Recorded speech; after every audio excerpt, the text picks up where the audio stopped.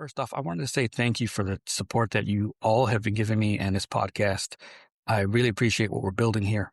If the show is helping you, join our Patreon page. The blueprint here will get you a full technical video library plus open mat audio, real breakdowns I record after class, a more analytical look for training than what we're doing here. Again, thank you for everything. Now let's get started.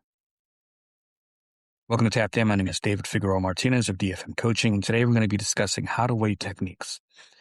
And I did an episode on this previously, but I've given it more thought and I've had more time to kind of weigh certain things and really look at it from internal, like me and how I weigh things.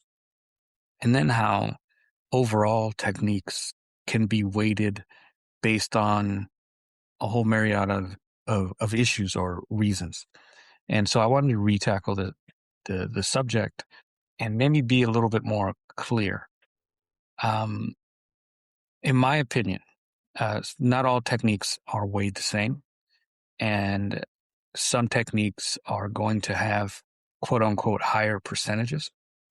I might teach you a technique and tell you, hey, this isn't my go-to. This isn't something that I get a ton of success with. But I might explain to you why. I might explain, hey, I'm teaching a sequence and I'm giving you options of what is available. And you might take to this technique really well. You might have the limbs for it or the personality type for it, or you might be approaching it from a certain specific mindset that is different than mine. It might just interest you more. So then you spend more time in developing it and getting that trial and error out of the way and understanding, oh, this is the angle I'm supposed to take. This is how I'm supposed to really set this up really effectively. So I will teach techniques that I don't necessarily employ or use or get a whole lot of success out of. And I'll explain why. I'll tell them, hey, this is here. It's an option. I tend to use this more as a diversion. For example, I have a couple of techniques that they're submissions and they're legitimate threats, but I don't get a whole lot of success from it. So I use it to divert you. Maybe you switch your hand placement. Maybe you lift your elbow a certain way that allows me to get something else that I really want. So high percentage moves, that phrase can have a lot of context in it. It can have a lot of ideas. For example, what I consider high percentage may not be what another black belt considers high percentage. I, for example, do not submit a whole lot of people from guard. It doesn't mean that guard submissions are quote unquote low percentage, because a lot of us are getting people with submissions off the guard. But my philosophy is I want to get from under you. So I rather sweep. And again, I'll use a submission to make you shift or pull back or widen your base or narrow your base or whatever it is that I needed to happen or to do. And then I use that to get to the top positions. And those are where my quote unquote higher percentage moves are. And that's where I put most of my research and development. That's where I spend most of my time really honing in my craft and honing in the details of submissions. That's my personal philosophy, though. So for me, higher rate or higher percentage moves, submissions specifically, are coming from top. They're not coming from the bottom at all. And that was a realization that I had not that long ago. I was looking at my game and reevaluating certain things that I was doing, and I was trying to really understand like the overall philosophy of what I do. And I had realized that I'm not submitting people with arm bars from bottom. I have shorter legs, so it's a little harder. There are things I like to do, but it's a little harder. I used to be big on getting Kimura traps from bottom half guard. I don't do that often anymore as a 45-year-old because I have had a couple of sore shoulders or lingering issues with some of my shoulders that I don't like the angle. So I don't really use it as much. There are certain moments where I will initiate to get a response or initiate to bump but I don't submit people from that spot. And then I started looking at, well, am I submitting people from at least bottom of close guard? That's not happening all that often, to be honest with you. But again, those submissions are threats enough that they force or they elicit a response that then I can get to the things that I really want, which is topside.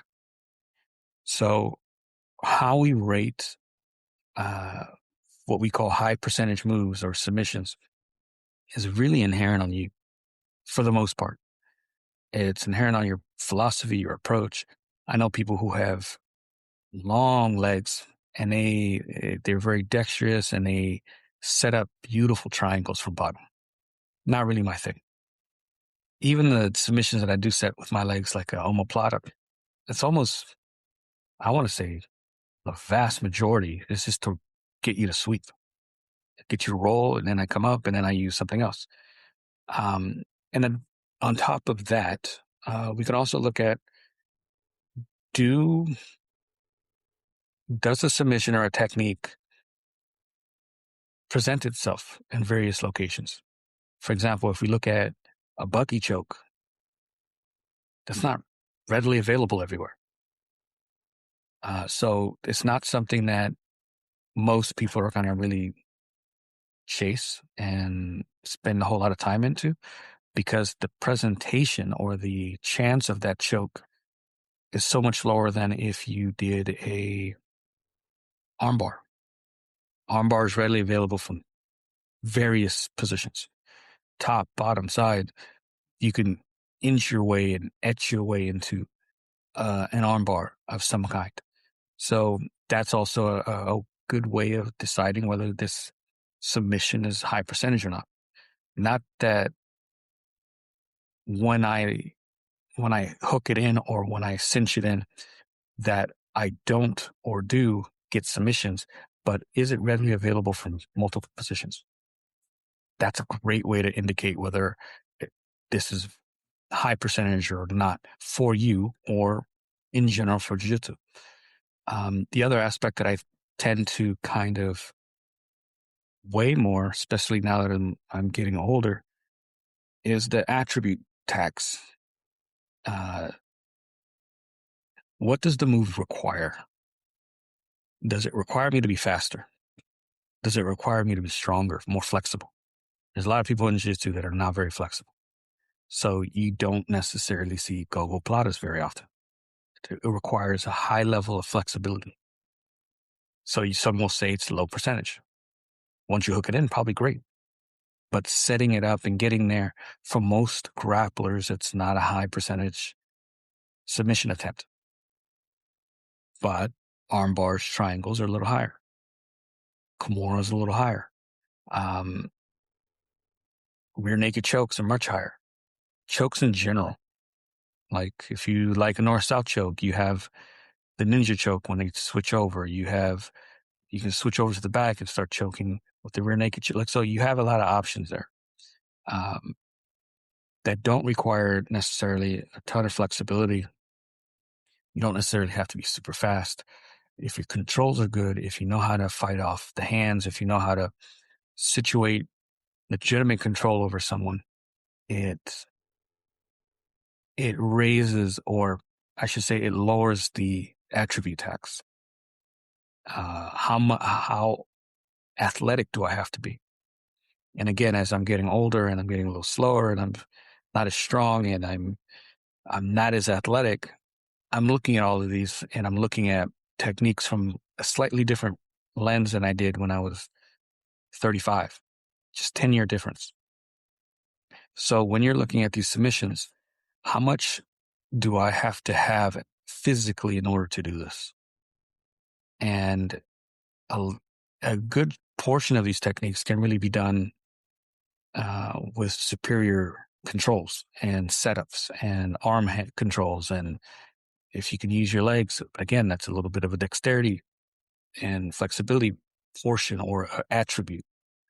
So there are quite a bit of techniques that are going to require more of your body. And then there's others that are going to be a little bit more simpler, where if you have great technique, you're going to be able to to cinch it in and get the submission. Again, if I'm on bottom, in my opinion, bottom techniques require a little bit more of a attribute tax. You have to be able to swing your legs a certain way. You have to be able to get onto your upper back and almost your neck sometimes. You have to be able to swing your hips one way or the other. So in my opinion, bottom techniques do require more mobility of your body so it doesn't get crushed and it gets to the angles that it needs in order to get to the submission. That's attributes. And so I personally, specifically as I get older, I would rather use gravity. It's not an attribute. It's not something that only some people can utilize. And some will say, oh, well, if you're bigger, you can use that more. Yes. But I got students who are 140 pounds and they apply great pressure. It's not a attribute. It's a skill set. And then gravity itself aids in that skill set. So again, we can look at these techniques and decide what kind of attacks do I want to associate this technique with. If it's me on top, there isn't a whole lot. I can create angles to isolate your arms without having to be super strong. Is there some strength involved? Yes. But I can create some of the angles with my body in the fact that I can be aided with gravity. So decide how you want to build out your game and the attacking sequences and the things that you feel work really well for you. And a lot of it's going to be interest, but you're going to have to associate those techniques and your interest level with what kind of tax, like attribute tax is going to be associated with that. And that might change as you get older. You might be very flexible. You might be one of those people who loves bear and bolos at 25. And then you get to 35, 40, and you're like, I don't feel like doing these anymore. This is a tax that I don't want to incur because of the positional layout of what I'm having to put myself into in order to gain some kind of success in the technique. While we're on that note, a good category to also filter some of this stuff is consequence or risk reward. Like if I go for a submission underneath and I get stacked really hard, I got some people who like to stack. That's a risk reward that I don't want to face. I don't want to be stacked. And so that's one of the reasons why I don't do a ton of submissions from bottom, specifically armbars. I don't like being stacked. I don't want to risk my neck. I don't want to risk, I have a bad lower back. And so I have to adjust on what is a worthwhile risk. If I'm on top and I go for a mounted armbar and they start to come up, I've learned that, hey, I got to bail on this armbar. The risk reward is way too high for me. So I bail and I try to take the back. But that's a sequence based on my own personality, my physical attributes, and my physical limitations that I'm making a conscious effort of. Not everyone's going to make that effort. Some people are going to say this is still a high reward. I'm going to continue the armbar from the stack position. Perfectly fine. But you have to decide whether that's a consequence you want to face or not. If I'm on bottom, for example, I will try the triangle, but I have zero confidence that it's actually going to take off. But my goal is to get them to panic and so I can go to omoplata. But if I fail both, I'm still on bottom and I'm not in a terrible position. So the risk reward is low for me. So they pull back and I go back to playing guard. Not a bad thing. If I'm going Kimura, again, like I mentioned, I don't like doing them from bottom half guard anymore. And so I know where to feel for the tightness. If they posture up and they have my arm, there's that weird reverse shoulder lock that they can get from there on you. I bail before that happens. I don't like the sensation on my wrist, on my shoulders. So I bail. But when I bail, they're usually sitting up or posturing up. I can get an underhook, or I can sit back and start going into butterfly guard. So there's a risk reward there. I've analyzed that I don't like when they posture up with control of my arm. So I understand the breakaway point, and then I understand that there's something else for me to do. So the risk reward is balanced for me, and I feel like I can get away with that. Now, if I can't get my arm out, kind of fucked. And I'm probably at that point where I might tap, depending on what they're doing, because I don't want the shoulder issues that I was having at one point. So these risk rewards are, again, intimate to you, your body type, your temperament, the guard or the game that you're playing. You have to decide whether it's risky enough for you to attempt, and if the reward is high enough for you to attempt in the event that it fails. The other thing I like about, or I gauge submissions through, is there a dilemma that I can create in the attack? For example, I mentioned sometimes I go for triangles from bottom. I have no inclination that they're going to work. There's very little to none. I have short legs. I'm 5'4", 5'3" probably.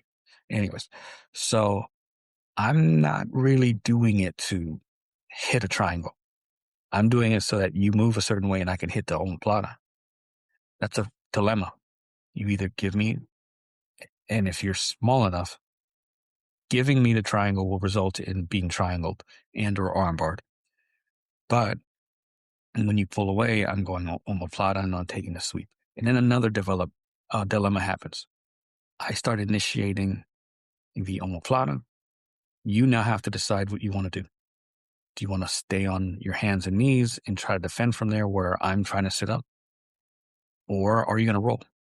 If they roll, then I roll with them and I end up in that weird, I'm sitting on their shoulder, their arm is between my legs, and they're on their back.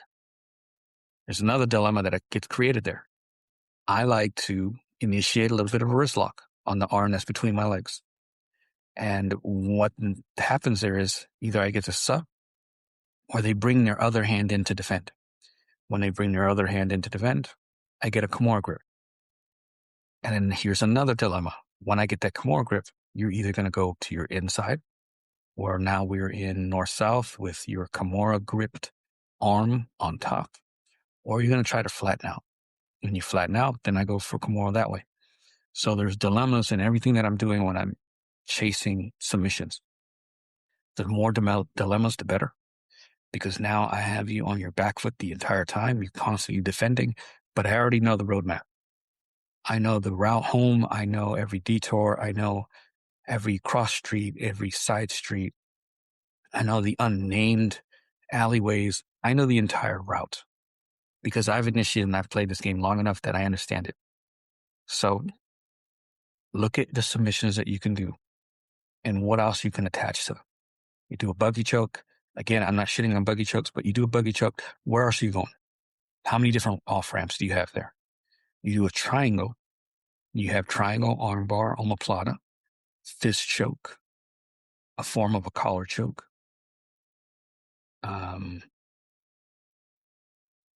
Probably scissor choke, if you're good enough, or teepee choke. So you have a lot of things that are within touching distance. So they respond a certain way, you apply another submission. You don't just bail in the whole position. So any subs that have a lot of connecting submissions and off ramps and on ramps is a great sub to kind of study. Study those, put time in those. And then the other thing that I'm just going to throw in here, don't be obsessed with the lineage or the thing that your gym is known for. Your instructor is going to have a game plan that's based for him or her. They're going to have things that they love, and they're going to try to teach you guys what they love. I do the same thing. But one of the different things that I do is I want you guys to have games that you're proud of that are unique to you. You built it. You put it together. You arranged the orchestra. You arranged the playlist. You arranged the setup. You arrange the setups. Your responsibility for your game is yours. I'm applying or offering options, but my options don't all have to go into your game. Sometimes some instructors, they think that their game is perfect.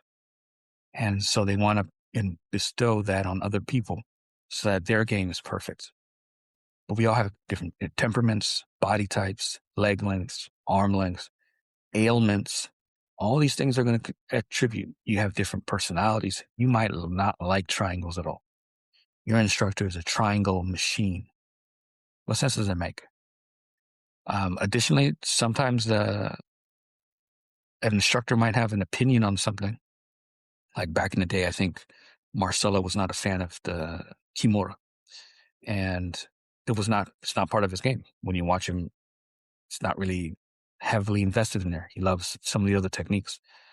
And I remember hearing that. And at the time, I was already invested in the Kimura. And it didn't, I heard it. And I just like, okay. And I kept doing what I was doing.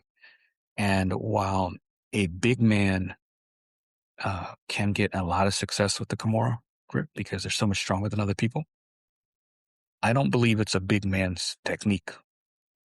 I believe that it's a technique that if you know the angles and you know how to apply pressure the right way, you can make it work for you in a way that, unlike any other gripping sequence or submission can. It is one of the most versatile positions and techniques in all of jiu-jitsu. In my opinion, it works for big or small people. You just have to apply it differently. So don't get caught up in what the big name jiu-jitsu is doing or not doing. Find your own game. Apply some of the things that I mentioned into how you're going to analyze that submission or that sweep or whatever it is that you're studying, and make decisions that are right for you, not because someone else has been doing jiu-jitsu for 30, 40 years and they have an opinion that may not be beneficial to you. Their body type, their attributes are not going to be the same as yours. I think that's all I want to touch on base with this. It's already over 20 minutes. But use these to decide how you want to build out your game. If you have a game already kind of set up, it doesn't mean that you can't plug and play certain other things. Especially if you're at the blue, purple, you're going to throw out a lot of shit. Things that you spent a lot of time on, you might throw out because it doesn't quite work in harmony with everything else that you're building. Sometimes you're going to have to make that hard decision. And sometimes you throw something out that you pick up later because maybe you add some other things that complement that a bit more. So don't be afraid to throw things out. Don't be afraid to not add things that other people are having success with if it doesn't fit your game. And most of all, just have fun. Have fun. Think about this stuff. Don't overthink about it. Don't get too serious. Enjoy what you're doing. Have fun. And keep training. If you have any questions, please hit me up at dfm.2099 on Instagram and Threads. Additionally, if you're enjoying this type of stuff, support the show and sign up for the Patreon page. I would suggest the Blueprint. It gives you the entire library that I have growing and some exclusive episodes and Q&A with me. Anyways, until next time, thank you so much.